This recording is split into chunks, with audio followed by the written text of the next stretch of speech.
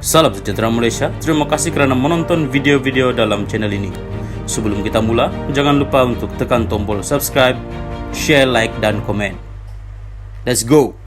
Salam sejahtera dan salam perpaduan. Berita seterusnya dipetik dari syahbudin.com.net bertajuk Kalau tak mahu undi Melayu pecah, sebaiknya bubar sahaja pejuang. Berita penuh, susulan ditolak permohonan untuk menyertai PN tanpa diberi sebarang alasan, pejuang lantas menzahirkan kekecewaan yang amat sangat atas tindakan tersebut.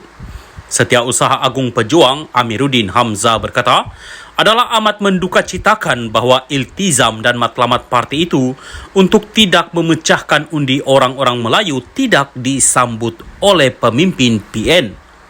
Sehubungan itu, pejuang memaklumkan pihaknya akan terus menggerakkan jentera untuk bersiap sedia menghadapi PRN akan datang ini. Soalnya, siapa yang memecahkan undi Melayu dan sejauh mana kekuatan pejuang yang hilang deposit semua kerusi ditandinginya pada PRU15 lalu pada ketika ini? Kenapa pejuang masih mahu bertanding dan mahu menggerakkan jentera bagi menghadapi PRN, sedangkan dengan hilang deposit semua kerusi itu adalah petunjuk paling konkret ia sebuah parti yang sangat lemah. Jika benar pejuang tidak mahu undi Melayu berpecah, tidak sudah menyelesaikannya kerana langkah terbaik ialah ia tidak bertanding sama sekali pada PRN akan datang ini. Lebih terbaik, malah paling terpuji sekali jika pejuang dengan kadar segera membubarkan terus parti itu. Pejuang harus sedar kekalahan yang teruk dialaminya pada PRU15 lalu adalah petanda ia tidak diterima dan ditolak sama sekali oleh pengundi Melayu.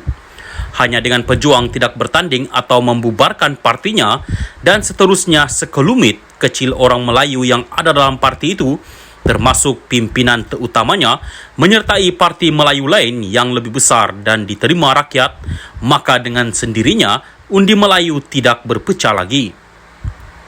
Selagi pejuang ada dan terus bertanding, berdasarkan keadaannya sekarang, ia akan tetap kalah dan hilang deposit lagi. Kalau ketika Tun Mahathir Mohamad masih ada bersama pejuang pun, ia hilang deposit semua kerusi, sudah tentulah setelah beliau keluar parti dan kini hanya dipimpin oleh anaknya Mukris bersama mereka yang tiada pengaruh, kekalahan yang bakal diterima akan lebih buruk lagi. Jadi eloklah sedar diri sebelum tersemban buat kali kedua. Sebenarnya dalam hal ditolak menyertai PN ini, pejuang tidak perlu menyalahkan PN kononnya tidak bersama dengan matlamat mahu menyatukan undi Melayu. Sebaliknya, pejuang harus melihat cermin terlebih dahulu. Semua orang tahu hasrat pejuang menyertai PN tujuannya tidak lain ialah untuk memastikan 4 kerusi DUN yang sekarang dimilikinya, 2 di Kedah dan 2 di Selangor, dapat terus dipertahankan melalui naungan mana-mana gabungan tersebut. Tetapi, dengan hilang deposit semua kerusi pada PRU15 lalu, ia dengan sendirinya memberi gambaran pejuang tiada kekuatan dan 4 kerusi itu, jika PN bertanding dalam kedudukan sekarang, mereka sendiri boleh memenanginya. Daripada diserahkan kembali kepada pejuang untuk bertanding, lebih baik PN saja yang bertanding atas kekuatan mereka sendiri. Bak kata pepatah, kalau boleh sakau seorang-seorang, buat apa nak berkongsi dengan orang lain? Itu saja sebabnya PN tidak mahu menerima pejuang, malah tidak perlu memberi apa-apa alasan. Pejuang sepatutnya faham sendirilah hal mudah seperti ini. Sepatutnya sebelum memohon menyertai PN untuk bernaung, pejuang mesti membuktikan kekuatan mereka terlebih dahulu dan menyerlahkan ia sebuah parti yang parti mereka benar-benar ada nilai tambah. Ini tidak, sudahlah tiada nilai tambah, datang pula hanya untuk menambah masalah dan tak pasal-pasal PN kena susun semula pembahagian kerusinya. Mudah kata, kelemahan paling awal dalam hal ini ialah bila pejuang sendiri memohon menyertai PN tanpa memperkuatkan partinya terlebih dahulu, bahkan mengharapkan PN untuk memberi kekuatan tambahan kepada mereka. Syahbudin Hussein, 22 hari bulan 3 2023. Apapun yang dikatakan dalam berita ini tidak mencerminkan pendirian admin channel ini. Sekian berita, salam Malaysia Madani. Salam sejahtera dan salam perpaduan. Berita seterusnya bertajuk Kes 1MDB, Roger Ng dijatuhi hukuman penjara 10 tahun.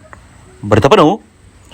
Bekas pegawai bank Goldman Sachs, Roger Ng dijatuhi hukuman penjara 10 tahun selepas disabitkan bersalah membantu merompak berbilion dolar daripada 1MDB, lapor Reuters.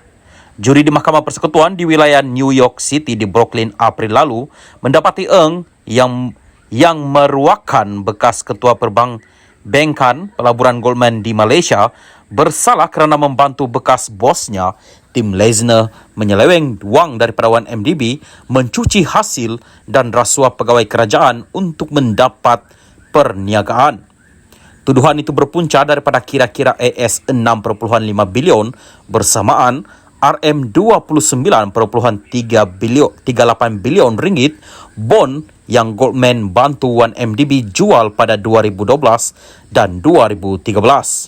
Pendakwa raya AS berkata AS 4.5 bilion dolar bersamaan RM20.34 bilion ringgit daripada jumlah itu telah digelapkan oleh pegawai bank dan rakan mereka dalam salah satu skandal terbesar dalam sejarah Wall Street.